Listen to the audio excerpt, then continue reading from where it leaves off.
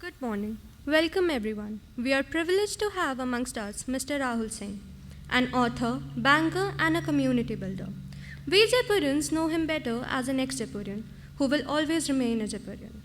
To further acquaint the audience with Mr. Rahul Singh, he is an expert at connecting ideas, insights, and individuals. He is the initiator of Gyanology, a platform to democratize wisdom. He is the principal of Corporate Advisory Group in IIM Udaipur, Assistant Director of Strategy and Marketing at Nanyang Technological University, Singapore, a President for Indian Institute of Management Bangalore Alumni Association in Singapore, and an Academic Council member at Jaipuria Institute of Management. Hailing from the holy city of Ayodhya and brought up in Lucknow, Rahul received full scholarship to study Bachelor's in English, honors from Nanyang Technological University, Singapore, and has an MBA from IIM Bangalore. Rahul is passionate about helping people find purpose, advocating conscious capitalism, and promoting cross-cultural understanding. He has authored several books on purpose of life, such as You Know the Glory and Not the Story, From Engineering to Ikigai, and An Atheist Gets the Gita. Welcome, sir. Thank you. Okay, so first of all, raise your right hand. Okay, raise your left hand. Okay, how many of you don't know right and left? Okay, all of us, everybody knows. Stand up. Okay, say hello to the person next to you. You know each other? You're sitting with your friends? Okay, anybody not sitting with their friends? Everybody sitting with their friends? Okay. So my message to you is try to sit with people you don't know. I mean, next time you're seated in this room, because that's how you build network. You know, you already know people that you know. Now you can sit down. You already know people you know, but try to know more people. See, a connected world is better than a fragmented world, right? How do you build connections? Conversation. How do you start conversation? With whom? A stranger, yeah. So I believe for some of you I might be stranger. Some of you have seen me before. But at the end of this session, we will have a lot of conversation. Okay? Is that a deal? Everybody with me? Okay. I'm going to talk about a topic that is at the forefront of thought leadership at the moment across universities, across educational institutions, across companies, across industry. And you guys are from grade 11 and 12, right? Commerce students? Okay. Humanities and commerce. So the topic is, what are the top risks in the world today? But before that, let me show you a picture. Who knows what this picture is? Yeah, it's a world map, but what is it saying? I mean, there is some area in blue, some area in red. So I guess the population density in the blue areas are less. So that is what I believe. Yeah. Okay. And the white areas are densely populated, and that is the reason the other finance related works are not more possible there, because the opportunities are not given to the people. It's not created, basically. You probably can write a paper on this because you are interpreting more than I wanted you to interpret. But thank you so much for that. Give it a round of applause, both of them. Okay, so let me explain what this is. So the white area you have to disregard. Don't care about the white area. Look at the blue area and the red area. So here is a shocking fact for you if you have not seen this map before. 5% of the world population lives in blue area. Okay? And so does in the red area. Now does that put into perspective? All of that land that you see, all of Russia, Siberia, Canada, Brazil, Australia, parts of Africa, the entire population there is equal to the population in that red area. What is that red area? And where else? What else?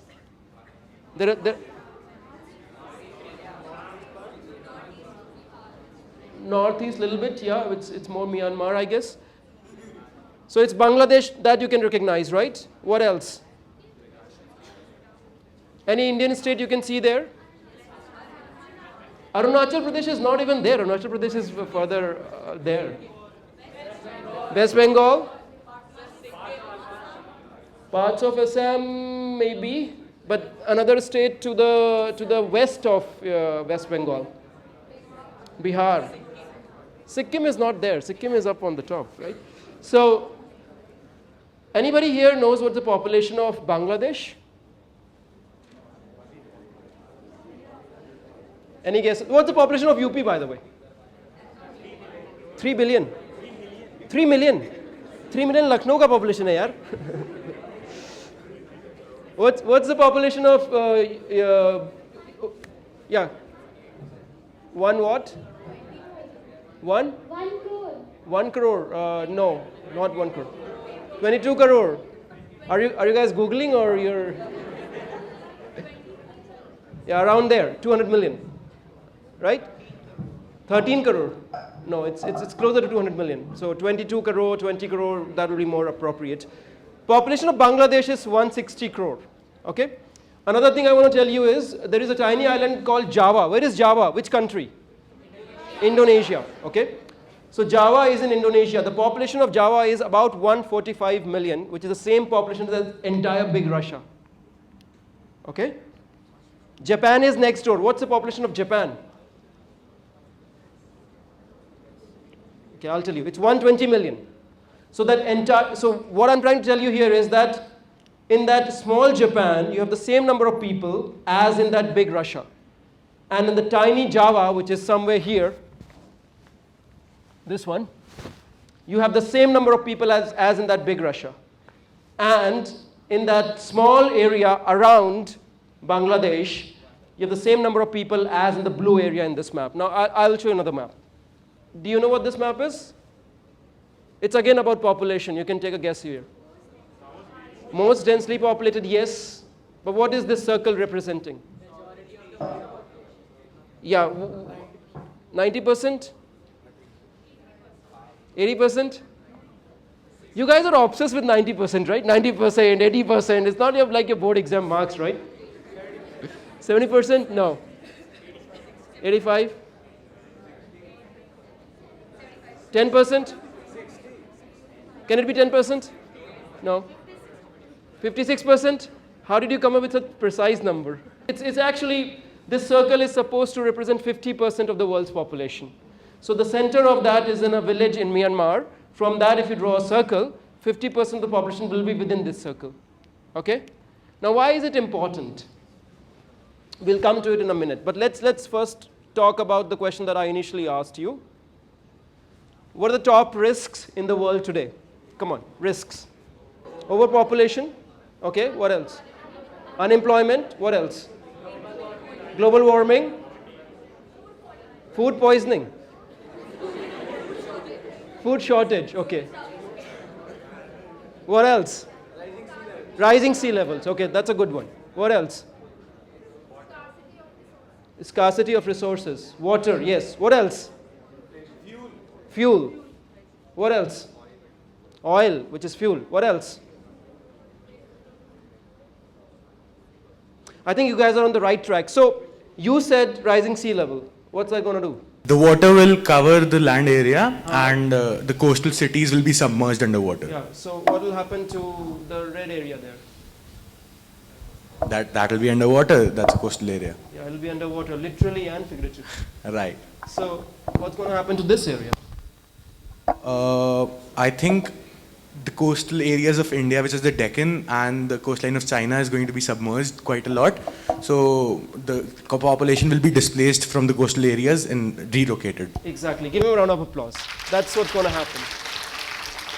And that's why it's important. Okay.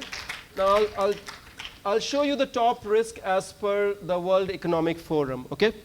So look at the top 10 risks. Number 1, climate action failure. What's climate action? Yes, reduce gas emissions.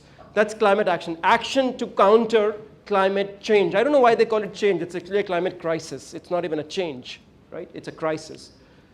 Extreme weathers. Have you noticed lately extreme weathers in Lucknow? The temperature is very high and it rains when it's not supposed to rain. So that's extreme weather. Biodiversity loss. What's biodiversity? Species, wildlife, everything around you is biodiversity, right? So you will lose that when you lose land, when there are extreme weathers, when there are climate conditions. Social cohesion or erosion, what does that mean? What is social cohesion? Community, exactly. So you see, the reason why I asked you to stand up, talk to people left, talk to people right, say hello to them is because I want you to be cohesive.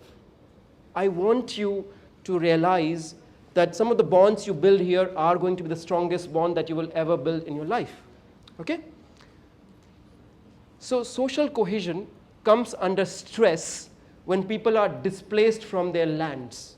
Why are people displaced from their lands? Because their lands are no longer habitable.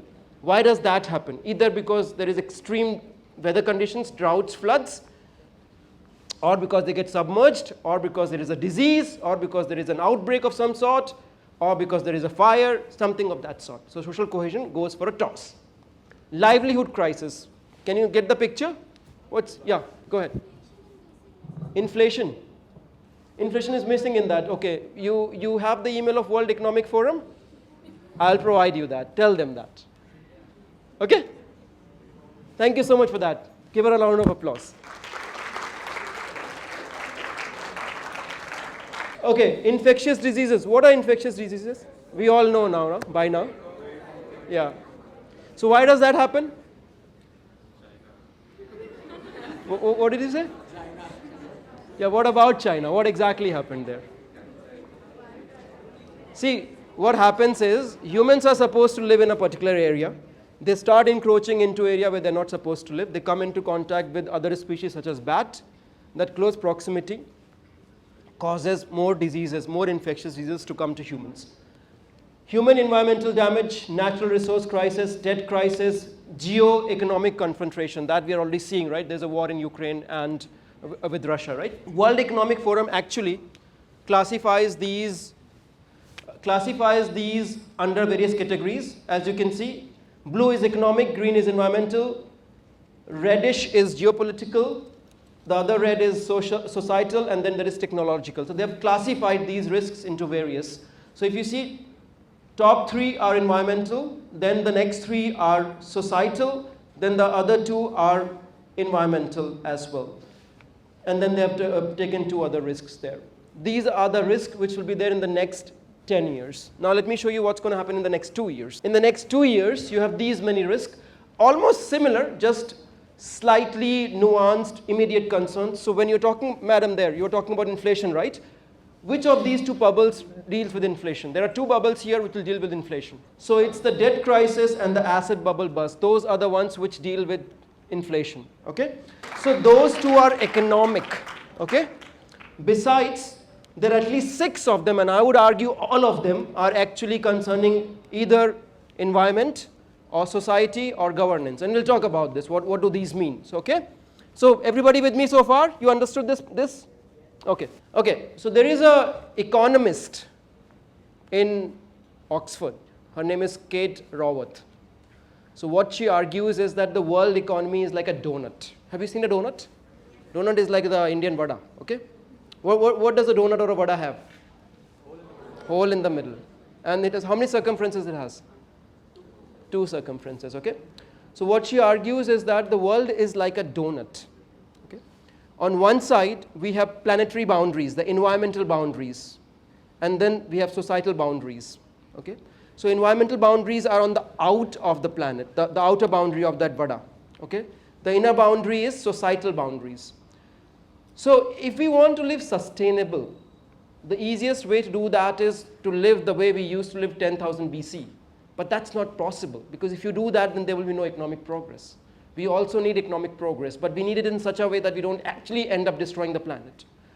So what she argues is that if you go to the very center of that, right at ground zero, that's the most sustainable way of living. But then you're not able to provide livelihood, you're not able to provide housing, you're not able to provide education, you're not able to provide energy, and any of these things to the people. So if you need to provide all this, and by the way, we have to provide all this not to people who are coming to Jaipuria school, but we need to provide this to everybody on the planet. Kid in a hamlet in Vietnam, somebody in Dharavi in Mumbai. How do we provide that? How do we make sure that everybody has the same access to education, same access to healthcare, same access to education that you guys have. Now, if we try to do that, it turns out that there is a tussle. When you try to do that, there is always a kind of a friction between environment as well as societal requirements. So on one side, you want society to grow, but on the other side, you don't want environmental boundaries to be breached. So what Kate Raworth has done is, she has drawn this donut kind of a model where she argues that in order to have, let's say, those things inside, peace and justice, income and work, education, health, food, water, energy, network, housing, gender equality, and social equity, in order to have that, you need not breach the planetary boundaries which are on the outer side, which is land conversion, biodiversity loss, air pollution, ozone layer depletion, climate change, ocean acidification, chemical pollution, nitrogen and phosphorus loading, and freshwater withdrawal. So what basically the idea here is, solve for the economy in such a way that while you meet the society's needs, you do not breach the planet's condition to replenish itself. Anybody has seen this before? No, not seen this before? Anybody has been to Stockholm over here? Stockholm, where is Stockholm? Where is Stockholm? Sweden? Norway? Finland? One of these. Where is it? Finland? Sweden? Denmark? Okay. Okay, let's see. Sweden, how many? Raise your hands. Okay. Finland? Okay. Denmark? Okay. It's in Sweden. So Stockholm, by the way, you should know this. The Nobel Prize comes from Stockholm, right? So this is a bit surprising to me. You should know this. Anyways, so in Stockholm, there is a Stockholm Resilience Center. What that center does is it rates the planetary boundaries, the boundaries I talked about in the previous slide. They tell you what are the planetary boundaries and how many of them have already been breached. So the red ones are the breach. Okay? So you see, the Earth is a very delicate ecosystem. It's in balance, right? I'll give you a very simple example of this. All of you have seen a cow? What does a cow do? Yeah, come on, what does a cow do? What does it eat? And then what does it do? Yeah, go ahead. It eats grass, then what does it do? Yeah, go ahead. Yeah. Yeah, it does excrete, right? That's what it's supposed to do. It eats grass, it excretes. What is it called? That excretion that it does, what is it called? Cow dung. Okay, it's cow dung. It goes into the soil, it becomes? Fertilizes the soil, grass grows, cow eats the grass, cow shits, cycle goes round and round and round and round, right? Water cycle also you know. Nitrogen cycle also you know, right? When there is lightning, then the nitrogen gets oxidized, it combines with oxygen, and then it comes down, right? And then it recycles. So the Earth has a lot of cycles. Some of that you know, water cycle, food cycle, ecosystems and all that. So this is basically about the Earth's ability to replenish itself. So if you put too much strain on it, it will not be able to replenish itself. For example, the ozone layer. You know, guys know about the ozone layer? Yes. What had happened to it, or what has happened to it? A lot of holes, yes. And those holes actually are, if there are more holes in the ozone layer, then life as we know on this planet will not survive, because you will be radiated by ultraviolet rays, and then your genetic material will get, it will get destroyed. So life will cease to exist. But anyways, the idea here is that there are a lot of planetary boundaries which have been breached, okay? Anybody heard what is ESG? Raise your right hand. No? ESG? Nahi suna? Okay. How many of you have read annual report of any company? At all? You guys are commerce student, right? You do accounting. What all do you study? What all do you study? You are humanities, you said. Okay, I'll come to you in a minute. How many of you are commerce students here? So commerce on this side, humanities on that side. Is that how you guys have split yourself? Mix? That's good. I like mix. So who here is from commerce? Who here is from commerce? Yeah. Guys at the back. You guys are from? You want to stand up and tell me what subjects you study in commerce? Commerce, accounts, economics, maths. Okay, so 4 of them. English also. English also, okay. So 5 of them. Okay, so you see, why you study all that is not because it's in a silo and to be put aside. You need to apply that. in order for you to apply that, the best possible way is by reading either newspapers or reading company reports or watching news, so on and so forth.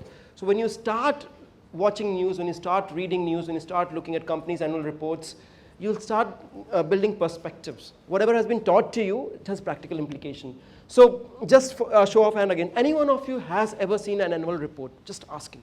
You have. Have you opened the annual report? What is inside an annual report?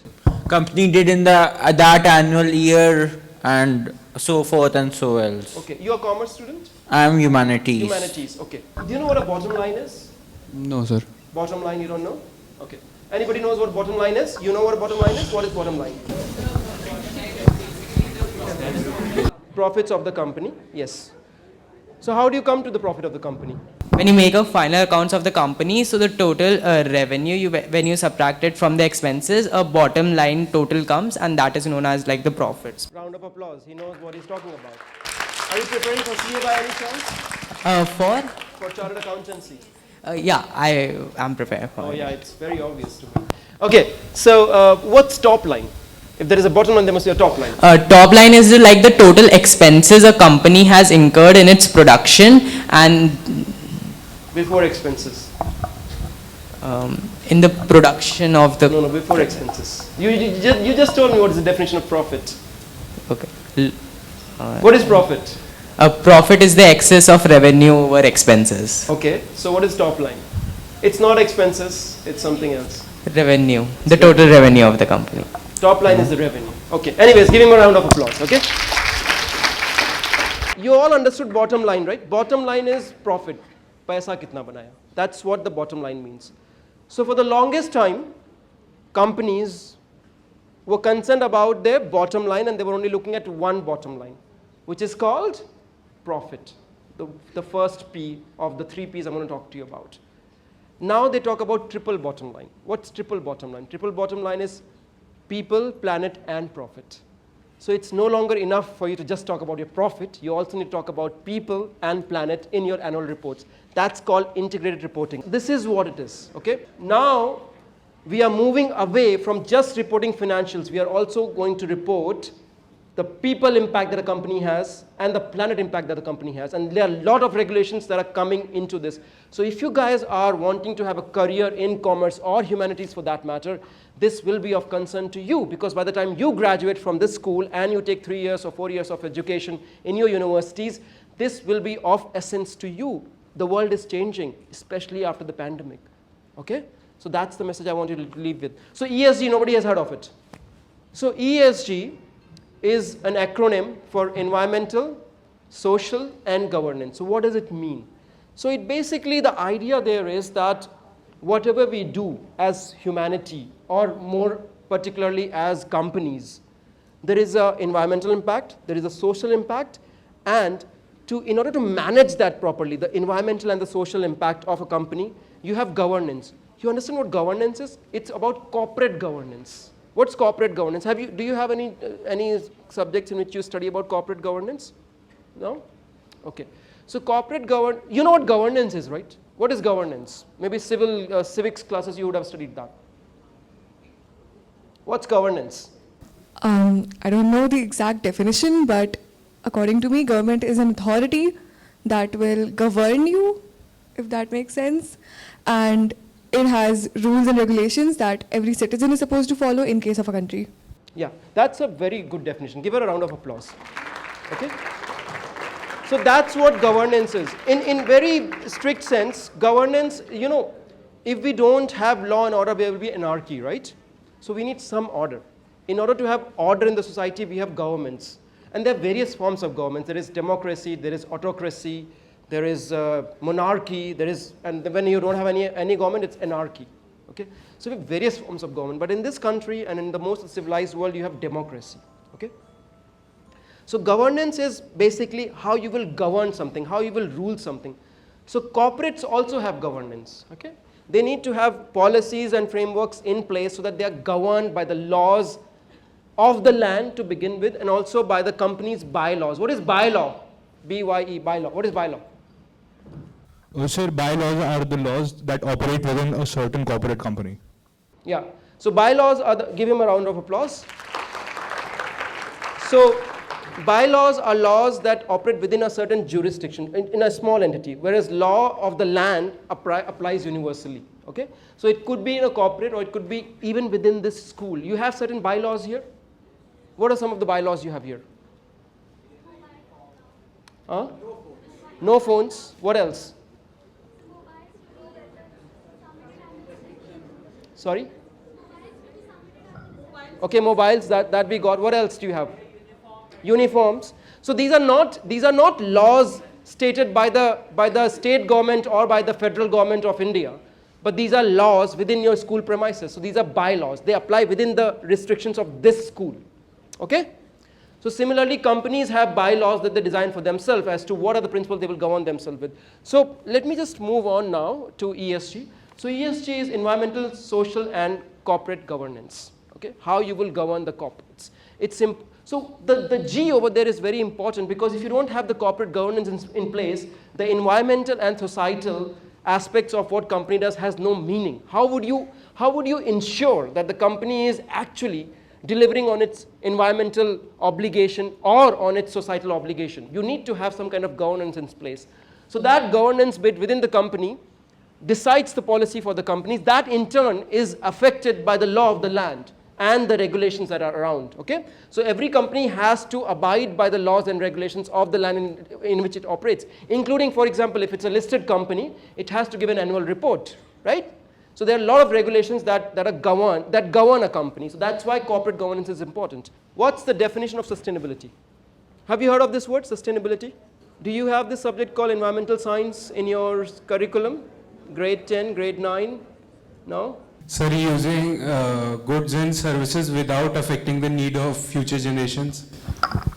That's the precise definition. How did you know about it? Thank you so much. Sir, I studied in economics. Okay, give him a round of applause.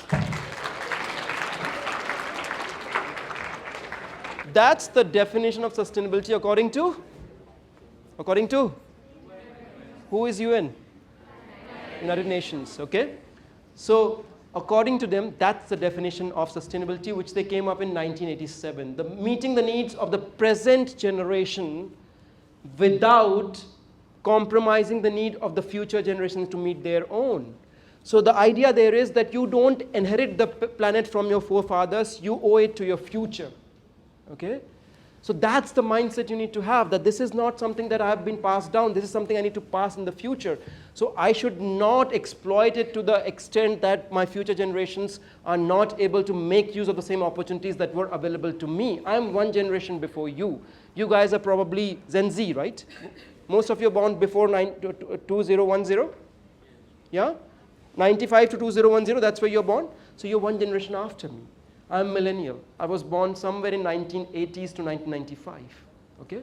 So if I exploited all the resources that were there on this planet, if I used all the oil, if I used all the water, if I used all the food, if I totally exploited the whole planet, what would you be left with? Nothing. Right? So the idea there is that you need to, obviously you need to grow, but you need to grow in a way that you don't destroy the planet. You don't grow in a way that that the future generation are not able to meet their needs. So that's the idea of sustainability. Sustainability means to sustain something that can continue forever, just like the water cycle I talked about, just like the cow and the grass cycle I talked about. It has to sustain. By the way, that idea of sustainability is actually not very new. It's borrowed, according to me, from, where is it borrowed from? Gita? Kind of, yeah. The Vedas. Correct. So the thing is, you see, we always try to look to the West when we are trying to look at these concepts. So I'll give you a very simple example. All of you know what yoga is or yoga is, right? So it became fashionable in India after it came back from the West. Okay? There is something called a golden latte. Have you heard of it? Turmeric. It's haldi ka doodh, right? So it is suddenly fashionable because it is now popular in the West and it has come back. Okay? This idea of sustainability, according to me, is borrowed from Isha Upanishad. Do you guys know what Isha Upanishad is? Do you guys know what Upanishads are to begin with? What are Upanishads? Upanishads are Vedas? Sorry? It's a kind of documentaries written by our forefathers for the future generations. Sure. Giving an Upanishad to someone is like giving a teaching to someone. Correct. That's a very good analogy. So when we talk about Upanishads, they're a part of something else. Do you know what they're part of? Yes, they are part of Dharma Shastras. They're part of something else. Dharma Shastra is a very broad term. Shastra means scriptures. Dharma is, again, I don't want to go into this, but Dharma is not religion. In another talk, I talk about that. But some of you got it right. You're murmuring, and then some of you are saying, what is it part of? They are part of the Vedas. Okay. So Vedas has Karma Kand and Gyan Kand. Vedas has 4 parts. I'm not talking about the 4 Vedas. Each Veda itself has 4 parts. The last part of the Veda is actually Upanishads. These are commentaries on how the Atman connects to the Brahman. Atman is soul and Brahman is the super soul. Okay? So there are many Upanishads. These are all parts of the Vedas. They are at the think of them like an appendix of the book. So there is Veda. Think of Veda as a book, okay? There are 4 kinds of Vedas, you know, right? Pick any of the Veda. There are 4 books.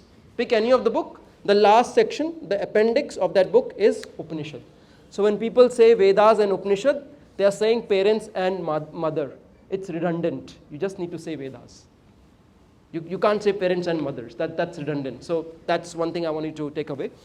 So this definition comes from Isha Upanishad, which is one of the most well-read Upanishads in our Indian knowledge system. One should accept only those things necessary for oneself, which are set aside for one's quota, and one should not accept other things knowing fully well to whom it belongs. Can you see the similarity? Do you see the similarity? One should only accept those things necessary for oneself. The current generation should only accept those things necessary for their own sustainability, for their own growth, which is set aside as their quota, and they should not accept things for the future, which is for the future generation, knowing fully well to whom they belong. They belong to the future generation. Do you see the parallel I'm trying to draw here? So, you see, if I were to ask you, what's the number 1 export of India, what would you say? Spices. What else? Steel. What else? Wheat, coal. What else?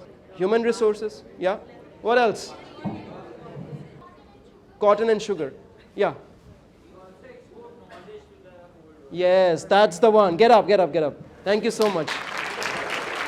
India's biggest export is not IT, not steel, not cotton, not sugar. It's the knowledge. We are the center of knowledge. Since time immemorial, we have been imparting knowledge to the world. All the way back to Buddha, even before that. Ashoka the Great, you know about him? He sent messenger all the way to Japan, sent his own son to Sri Lanka and daughter to Sri Lanka to spread knowledge. Right? We are the center of the knowledge. You should remember this. When you're studying in school, obviously you're studying in Western education system, but also try to appreciate our own knowledge system, our own scriptures, the knowledge that we have generated in this country, which has been lost, unfortunately, because we don't care about it. Okay? And I was a product of this school. Let me tell you, I did not care about this knowledge either.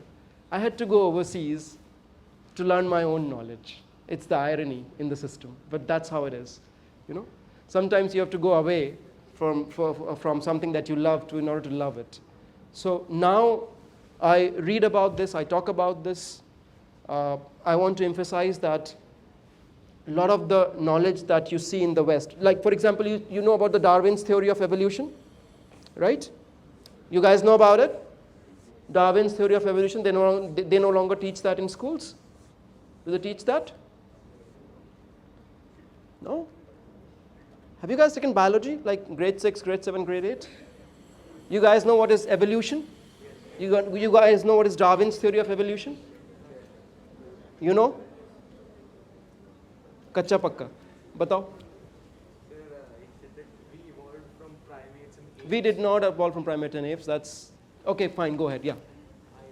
No. So that's a misconception. We did not evolve from primates and apes.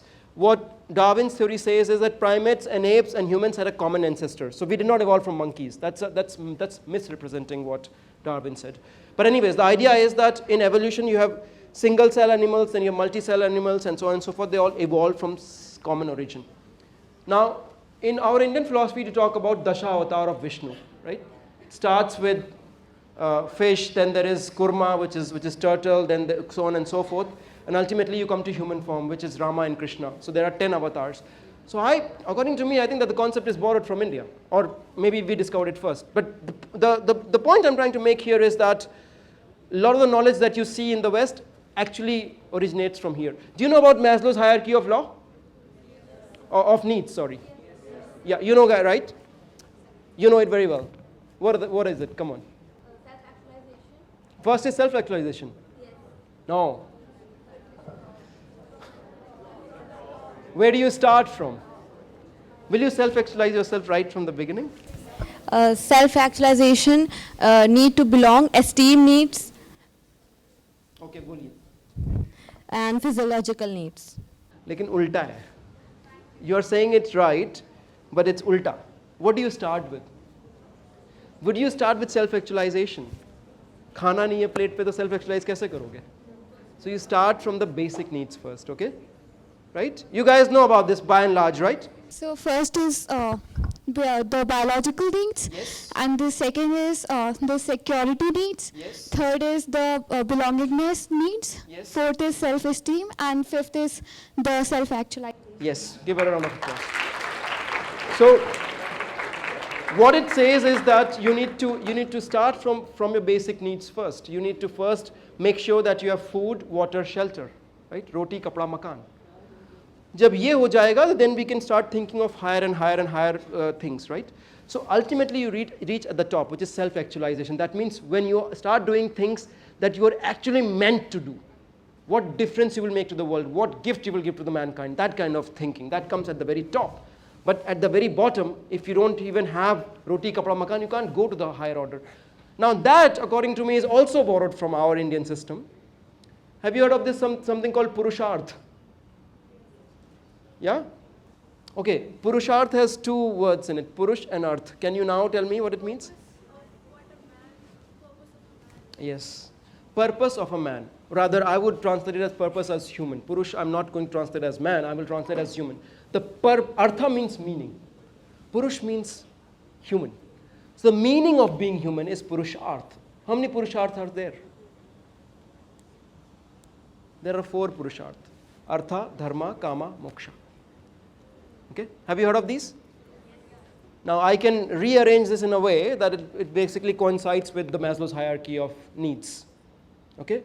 So Artha is basically your economic needs, right? Kama is your desire. Dharma is righteous thing to do. And Moksha is actually self-actualization when you're at that very top of it. So you can rearrange Maslow's hierarchy of need to map it onto the Indian knowledge system, which is the Purusharth, the 4 Purusharth I talked about. I'll come back to it in a minute if I have time. But let me just move on to what I really want to talk to you about.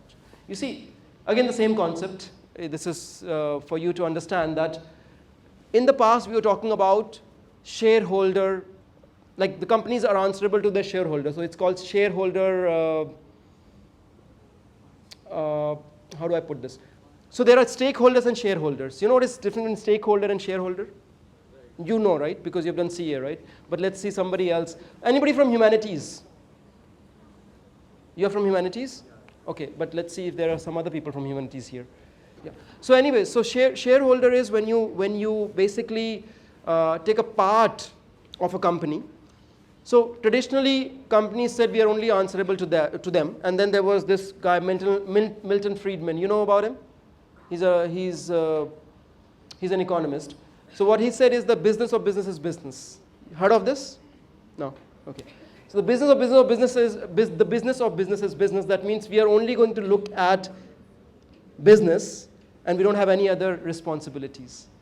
Now that has been challenged. You might know about this thing called CSR, right? Corporate social responsibility. So now we talk about corporate social responsibility. Now we talk even beyond that. We talk about ESG. So that slide is there to give you that idea. Okay, I'll slightly talk about this. The purpose of money. There are 3 purposes of money. You guys know about it? Huh? Yeah, go ahead. Store of value. Medium of exchange and Unit of accounting. payment of deferred payments also. Standard. That's a unit of accounting. Okay. So those are the three purposes of money. Original three purposes of money. But you know what happened there is that people somehow lost that original purpose and they kind of made money the purpose in itself. Accumulating money, generating more money, that became a purpose in itself. It no longer serves its original purpose, which is store of value, unit of accounting, medium of exchange. Yes, it does that, but to a large extent, money in itself became an end in itself. And now we have shares and bonds, you know about these, right? Then you have derivatives. Then you have derivative of a derivative. I was a banker. I have dealt with some of these. So the problem there is that when you make something an end in itself, then you are losing the original purpose of money. So why ESG? Because you see, when you are operating a company, you want to talk to me? You want to talk to me? No? Okay. So there is societal, there is environmental, and there is economic responsibilities that companies have. And when you meet all of those, then you are in that sweet spot which is called sustainable. If you're meeting two of these, then you are into other overlapping diagrams that are there. Okay? So again, the same thing I was talking to you about in the beginning, that this idea of ESG is nothing new. It's rehash of what we know in this country, just that Western scholars have come up with this word ESG, but it's actually our own scriptures sent back to us. So I call this dharmic capitalism. What is dharma? What is dharma? Way of life, what else? Like there is Sanatan Dharma, which tells about Vasudev Kutumbakam, world is one family. So Dharma is a way of life of how to lead a good life. Okay, that's very good. Yeah. Anybody else wants to say what Dharma is? Okay, if you were to open dictionary, what is the first translation you will get for Dharma? Religion. That's a mistranslation, unfortunately. Dharma is not religion. Religion comes from this Latin word religio, which means to connect. Connect what? Connect the soul to the super soul, right? Or connect the man to the God, whatever way you want to understand that. Now, if you were to translate religion etymologically into Sanskrit, it's not going to be dharma. It's going to be yog or yoga. Because yog means to connect. जैसे कहते हैं ना, I don't know how much Hindi you guys know, but some कहते हैं कि 4, 5, 3 इसका योग क्या है? योग मतलब उसका sum total क्या है? So yog means to combine, to connect. So the literal translation of religion is going to be yog, but somehow they translate it as religion as dharma, which is incorrect according to me. Dharma, the definition of dharma is actually in Mahabharata. In Mahabharata it says, dharanat dharmam ityahim, meaning one that holds, one that sustains is dharma. Okay? धारण से आता है धर्म, धारण करता है कोई चीज. धरती भी उसी root word से आता है. Something that holds. Okay? Question is, holds what? Holds the creation, holds the universe. Any activity that holds the creation is dharma. Any activity that goes against it is adharma. Simple definition. That's the end of it. Now, everything has dharma. Even innate objects have dharma. What's the dharma of fire, if I were to ask you? What's the dharma of fire? To burn. Okay? What's the dharma of sugar? To be sweet. That's the innate nature of it. Dharma is the innate nature of something. Okay? So you can take everything away from sugar except sweetness. You can take everything away from fire except its ability to burn, because then it's not fire, then it's something else. So dharma is the innate nature of something. Now let's come back to that cow we talked about, our friendly cow. Okay? So we are going from innate to objects which are living in some sense. So if you think about cow, how much grass can it eat? Limited, right?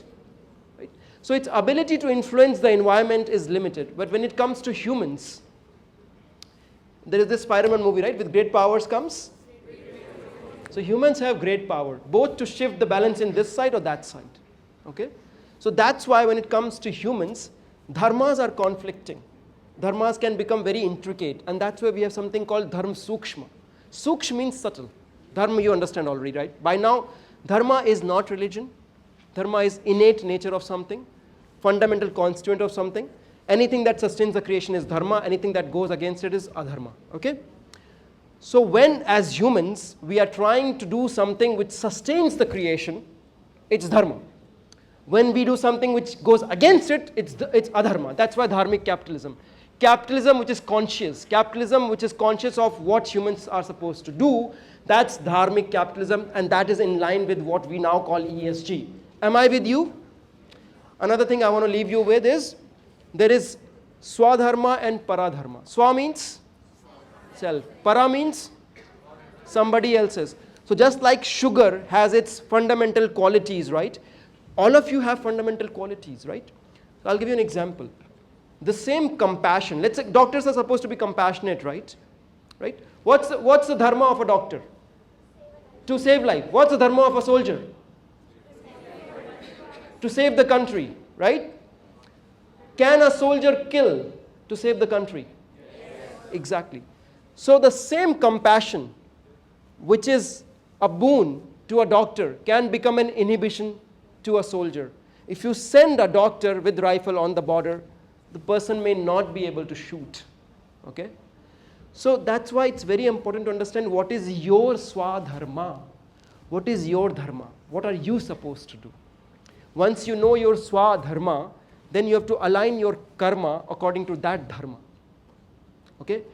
Where am I going with this? Some of you are in humanities, some of you are in commerce, right? If your swadharma is to become a philosopher, don't try to become a chartered accountant. Okay? And if your swadharma is to be a chartered accountant, then don't try to be a philosopher. Very crude analogy, but this is what I want to leave you with. You need to understand your own nature. Similarly for companies, individuals have that dharma, they need to know who they are, what they stand for. Companies also need to understand who they are, what they stand for. Again, these are related concepts. So ikigai you have heard? So ikigai is a Japanese concept. It's basically finding out what you're passionate about, within that passion using your skills to solve for a world problem such that you get paid for it. So conscious capitalism or dharmic capitalism is ikigai for companies. How do companies understand what they are supposed to do? ESG is nothing but a framework to put conscious capitalism into practice. Basically it's how would you put dharmic capitalism into practice? It's to measure that. And impact investing, what impact you're creating through your investment, that's a subset of conscious capitalism as applied to finance. So when you guys are probably going to be working for banks, hedge funds, asset managing companies, you will have a lot of power because you're managing a lot of money. Money is like the water in the system or like blood in the body. It touches everything else. So if you are able to create positive impact, then it's good. But if you create negative impact with that money, it's really bad. It's like knife. A knife in the hand of a doctor saves, but knife in the hand of a thief kills. Nothing wrong with money. In fact, money or arth is one of the 4 purusharthas I talked about, right? So money in itself is not bad. It's how you use it. That is what makes it good or bad. Okay, again, these are some of the things which talk about why ESG, why now. So number 1, you guys are Gen Z. Previous generation was millennials. 65% of the current population is Gen Z or millennials. These people talk about purpose. You all talk about purpose, right? More than the previous generation. And that's, I think, not because we are more conscious than the previous generation. That's because we are in that Maslow's hierarchy, intergenerational Maslow's hierarchy shift, where we can afford to talk about these things. Earlier generation, our grandparents' generation, no matter where they were devastated by the war, by the World War. So for them, their idea of purpose was survival. Can I survive? Can I put the food on the table? They were at the very low level of Maslow's hierarchy. Then came the next generation, my parents' generation. Now that generation was not about survival. That was largely about prestige. If I'm a clerk at a bank, can I become a manager? If I'm a factory shop worker, can I become a supervisor? Those kind of things were driving that generation. And a lot of the problems that you see in the current world are kind of partially responsible for that in that era of time. Whether it's global warming, whether it's ozone layer depletion, whether it's exploitation of people, all those kind of came in the previous decade, previous century.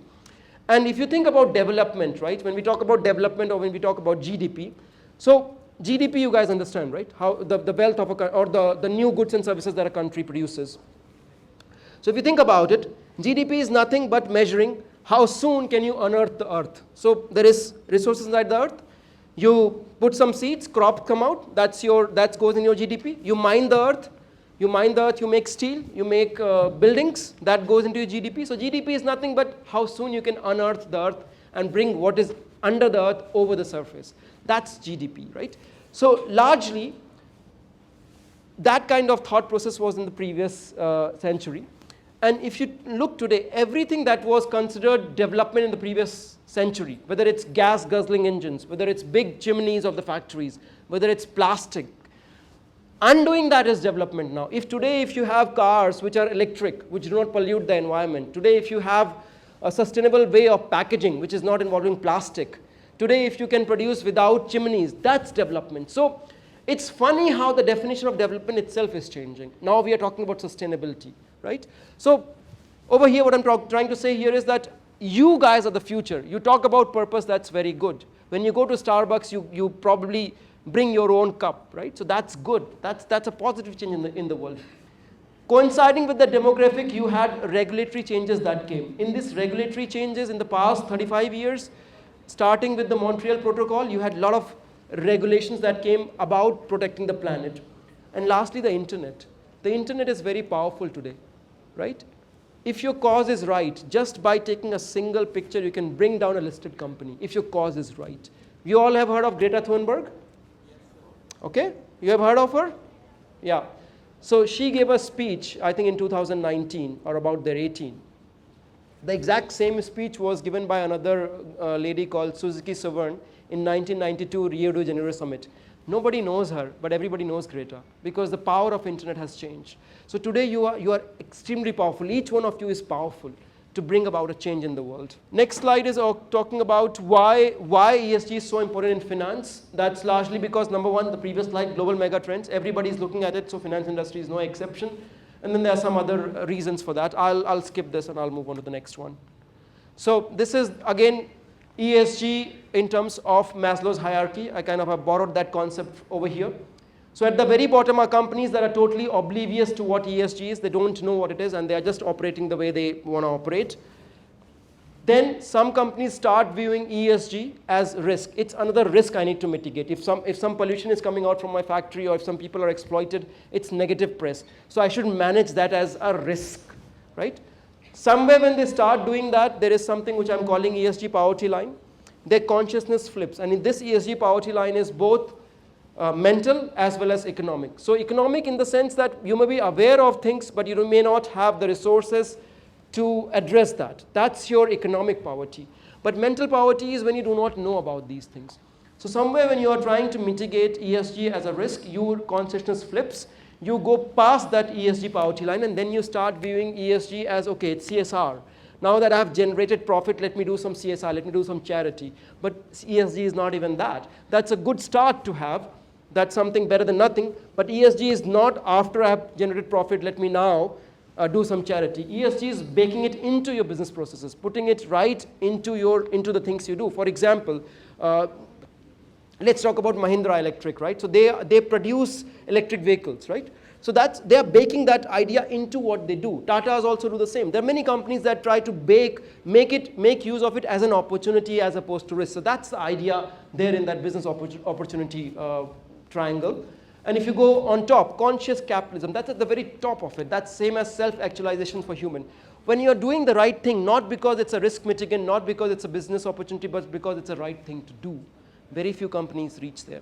So the idea here is that it's a process. You go up and up and up, ultimately you reach on the top. How do you do that? So if you're in a company, you start with a strategy. Strategy is only as good as its people. So how do you influence people? Through the culture. You guys come to school, there is a culture of the school, right? Some values are imbibed to you. How do you imbibe that? Through training. So a strategy will fail or work depending on what culture you have. Culture is built on training. Once you have that in place, you have to put ESG in your operations. You have to put it in the way you operate. But for any company, the biggest impact you create is not through your operations, but through the value, through the goods and services that you deliver, right? So if you can bake these things into your processes, then you will be more ESG conscious. For example, let's take an example of a bank. So bank can become ESG conscious just by reducing the energy it uses in its building, just by using more efficient lighting, so on and so forth. But that's the operation of the bank. But the biggest impact a bank can make is in terms of its decision in its business, which is who to lend money to. Do I want to lend money to this company that pollutes the environment, or do I want to lend it to somebody that is trying to solve these problems? So that's what I mean by products and services. You have to go there. Then how do you know what you're doing is working or not? You measure impact. Once you measure impact, and if you find your strategy is not working, you go back. So it's a circle. You go back, right? So this is how you implement ESG in your companies. Sustainable Development Goals, you guys have heard of it? Yeah, some of you have seen this. So there's 17 Sustainable Development Goals. These are by United Nations. So what it talks about is that any company, any country has to look at these 17 things in order to progress. Every country is doing that, by the way. Okay? These are the parameters on which every country, every company is being judged right now. Many of these your school might be doing. How many of this you think your school is doing? Tell me. No, just tell me the number. Which number is school doing? 4. What else? 5. 6. 7. 1. 14. How is the school doing 14, by the way? 13. So you get the picture, right? So a lot of these, the school, every organization is looking into this. Okay? So how do we go about this? So you see, you can't possibly, humanly, it's not possible for you to address all 17. The idea is to pick some of these and put them into bucket, actionable. Those, I call that ACT model. Those which are actionable, those which you can do currently, those which are conscious about. For example, the school may be conscious that there are more guys, more boys in the school than girls. But that's not immediately actionable. They may be slowly moving towards that. They're conscious about it. Something that's immediately actionable is providing you quality education. That they can do immediately, right? And beyond that, there will be tactical things. Tactical things are those things that school may enter into on a tactical basis. For example, your Varsha Mangal Utsav, you still have that? So on those days, it might say, okay, let's plant tree, or let's collaborate with somebody and do something about it, right? So those are tactical things that a company can do. And then this is a spider chart. Have you seen spider chart before? No? So what happens there is, let's say school wants to pick up 5 things. So on those 5 parameters, which are at the end of the pentagon, you put whatever you are trying to measure, and you see where you are today. Okay, you put like out of a scale of 10 or 5, whatever scale you use, you put where you are. Let's say for gender equality, school says we are 3 on 5. Okay, so you plot the dot there. Then you keep plotting it further and further and further. Then you see how you are doing it in 1 year. Then you measure the next year. You can go up and down, right? Idea is to go down so that you are increasingly getting more conscious about these things. These are models through which we monitor and measure these things. Okay, in terms of market size, this is my last slide, I believe. So ESG asset, the amount of investment in ESG right now is 41 trillion. What's the GDP of this country? 5 trillion is not the GDP of this country. That's a good nara. Huh? 2.5 trillion. Slightly refine that number. 2.8. 2.8 trillion is the GDP of this country. Okay? How many times bigger is the ESG asset under management today? How will you get that number? How many times is it bigger than the GDP of India? What is the mathematical way of arriving at that? Come on, this you know, right? What is the answer?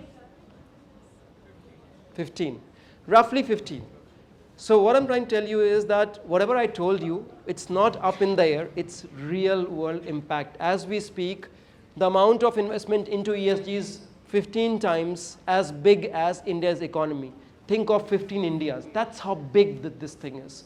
Right now, by the time you graduate, it's going to be much, much, much bigger, because look at the rate at which it's growing. Look at that chart. Okay, so these are again the regulations I was talking to you about. There, every country, every continent has regulations on ESG at the moment.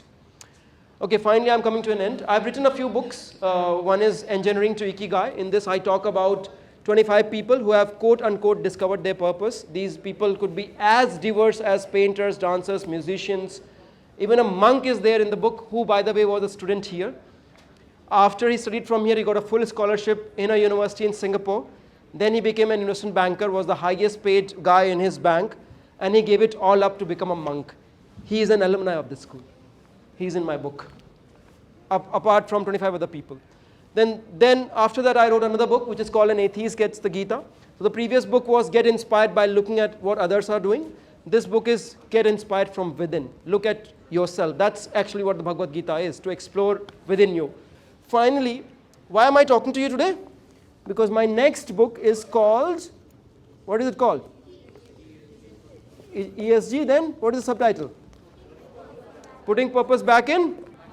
What is the purpose of money? You got the picture, right? Those three purposes of money. We have to go back to those purposes. You cannot make money an end in itself. You have to go back to the original purpose of money. That's my next book. Now let me come back very quickly. My first book was about individuals. Okay? Do individuals have a purpose? How did I do that? I wrote 25 case studies on people who have discovered their purpose in various fields. Right?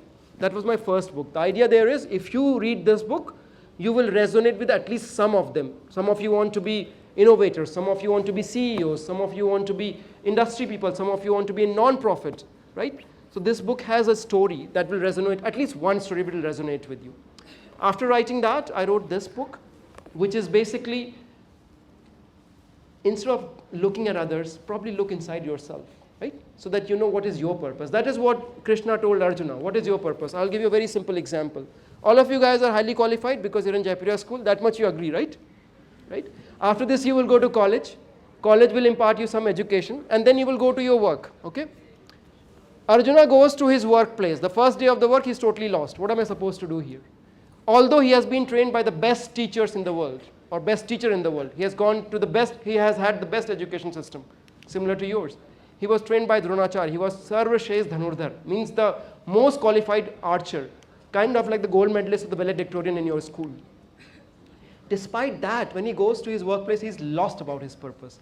What am I supposed to do here? Right? And then Krishna, what does he tell him? He talks to him for roughly 75 minutes, not more than that. It's 1400 lines, 700 shlokas, that's roughly 75 minutes. In that 75 minutes, he tells Arjuna about his purpose. It's the same Arjuna before and after. The guy who's fighting is not Krishna, it's Arjuna. But 75 minutes before, Arjuna did not know his purpose in life. 75 minutes later, he knows his purpose in his life. And to that effect, I would say Krishna is the world's first motivational speaker, because that's all he did. So I hope in this 75 minutes, I managed to accomplish 1% of what Krishna tried to do. So with that, I'll conclude. So if you want to buy these books, let me know. I'll put it down there, and you can put your name in the sheet. Thank you so much. I'll take questions now. I had a question regarding the ESG strategies. A firm's motive is profit maximization. Then how a firm, while following ESG strategies, can get profit maximization? Because the firm, like in current times, in the contemporary times, the firms who have control of the market and getting the most profits are Amazon, accused of human rights violation in Xinjiang and like forced labors and etc. etc. So are ESG strategies contrary to profit maximization? No. That's a very good question. I would want to have a dialogue with you. Can you please take the microphone back?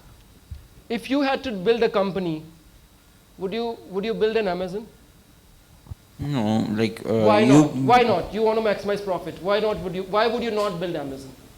Like you go from start, you come with a different idea, different market in which you would, untapped market you would like to exploit. But Amazon is the richest, biggest company in the world. Why would you not want to run an Amazon? Because it's not possible, because Amazon is with Jeff Bezos and I can't go there and run it. My question was, okay, let me come back to that. Okay, you see, there is short term and there is long term. I'll go to this slide. I had rushed through that, but in that there is something in the last one. There will be good to great book would be mentioned. Yeah. So those companies which are mentioned in this book called Good to Great, these are the top companies which are doing exceptionally well, right? Those companies have only beaten S&P 500, which is the stock exchange, by 3 times, whereas the companies or the brands which are conscious have beaten that index by 10 times. Okay? So where am I going with this? You are a student here, right? Let's say you want to get A grade. There are two ways of doing it. One is you study very hard. You may not get A grade in the first time, but you may get like B, and then slowly you may progress and become an A student. The other way is to cheat in an exam. It'll get you to A faster, but it'll also deplete you faster. So where I'm going with this is, when you're talking about profit maximization and when you're only looking at profit, it will get you there because you're only looking at one thing. But sooner or later your company itself will perish. Because you see, there is always a trade-off between short-term and long-term. So if you want to build a company that's going to last, you need to generate profit in a way that you do not exploit people or destroy the planet. Because sooner or later, that thing will catch on to you. Does that answer you? Okay, thank you. So, like you told about how the need for ESG is basically because in the long term it will catch up to you.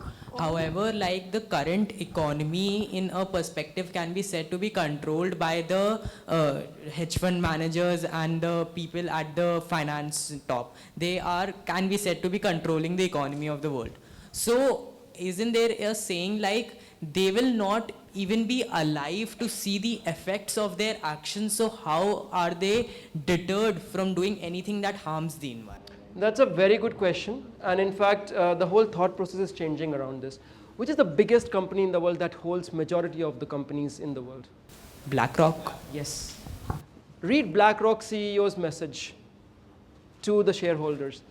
So, every company has directors, board of directors, right? So Blackrock has fired many of the directors because they were not active on climate action, okay? So this idea of short-term profitism is itself being challenged. So a lot of these people they're talking about in the hedge funds, in asset management industry, 41 trillion right there, those guys are actually thinking long-term these days, because what is sustainability? Sustainability, even from a company, related to your question about profit. Profit for how long? You know what is net present value, right? You take future cash flow and discount with an interest rate. You know about net present value? Okay, you guys will do bond maths. So it's something like, let's say some money is coming, okay? So you want that money or that profit to be there forever. You don't want that profit to be there for a short while and then it disappears, right? You don't want a spike like this. You want it to be like that, right? So all these companies, they are still acting in their best interest. They are just trying to sustain that profit for longer. Sustainability, by the way, includes economic sustainability, includes profit sustainability. So a lot of these companies that you're talking about, the hedge funds, asset managers, they're actually talking about this. And this thought process actually began in somewhere in the Scandinavian countries. There is a geopolitical and a climate reason to this as well. So I showed you those maps, right? So as the area over here gets more inhabitable, people from here will start moving north, right? That puts pressure on those economies. A lot of the world's money is controlled by those kind of economies. So even they, from a very self-centered point of view, are acting in their own best interest by addressing climate change so that they don't get that extra pressure on their economies, right? So from a multiple perspective, ESG makes sense. Answers you? Okay. Thank you. Yes, go ahead. Well, sir, you talked about the donor theory. How will it solve gender equality? How will it solve gender equality? So the donor theory is not about what it's solving. The donor theory says that there is societal boundaries and there is environmental boundaries, right? So why is gender equality so important? 50% of the human beings are women, right? And unfortunately, they are oppressed in a lot of the world. So when you have oppression, right? What does Martin Luther King say? An injustice anywhere in the world is? Exactly. So you cannot suppress 50% of humans and expect progress. There will be instability there. So what the donor theory says is that one of the things that you should address is gender inequality, along with other things, such as economic inequality, right to education, all those. It doesn't solve for anything. It tells you what you're solving for. Does it answer you? Okay. Building upon Sarthak's question about the BlackRock Industries, you said that the CEO of BlackRock fired many industries for not keeping up with their corporate social responsibilities or the climate action. But if we see historically the 2008 crisis or the current pandemic economic crisis, the BlackRock industry has been representing more companies through the time that have had policies that have affected the environment, that have affected the society. So wouldn't just firing of 2 or 3 or 4 or 5 companies be a move to improve their social image rather than actually caring about the ESG or the climate or any such? That's a very good question. You see, give him a round of applause. This is what I call doing the right thing for the wrong reason. You could still be doing the right thing for the wrong reason because you're trying to look at something else. I'll give you a very simple example, yoga, right? So you could be doing yoga because it keeps you fit. But that's a wrong, physically fit, but that's a wrong reason to do yoga. You should be doing yoga because it actually helps you connect to the higher order thinking and higher kind of consciousness. In the process, your body gets fit, that is also okay. Why? So the kind of yoga I'm talking about is Ashtanga yoga, or what is called Dhyan yoga. So for that, if you want to concentrate with your mind, before you can do that, you have to concentrate, you have to stabilize your body. So that's why you have Yam, Niyam, Asan, right? So when you do Asan, then you sit, and it's teaching you how to sit in a particular place. Now when you do that Asan and different kind of mudras are there, that is just so that when you are doing Dhyan, when you're sitting and meditating, you are not like this is aching, that is aching. But that's not the end goal of it. So similarly, what you're talking about is, yes, in fact, I skipped this slide. This is exactly what it talks about. Look at the last one, convenient purpose. There is deep purpose and there is convenient purpose. There is a Harvard economist, his name is Rananjay Gulati. So he talks about it. So he mentions that companies can find convenient purpose, which is not deep into their psyche.